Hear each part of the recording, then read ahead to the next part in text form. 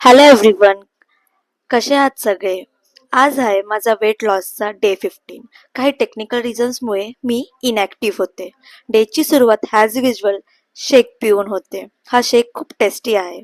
Then आफ्टरनूनला मी lunch केला. लंचमध्ये चपाती, पनीरची भाजी, पालकची भाजी आणि अंडे होते. देन मी बाळाचा पाळणा असेंबल केला. आणि देन माझे लॉग इन स्टार्ट होत आहेत. आज मला काम करायला खूप बोर होत होतं. मुंबईमध्ये खूप थंडी वाढली आहे, म्हणून मी स्वेटर बाय करायला आफ्टर लॉग आउट गेले होते आणि मग माझ्यासाठी आणि बाळासाठी स्वेटर बाय केला.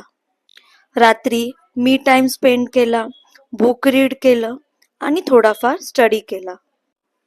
आज माहिती नाही, खूप असं बोर होत होतं.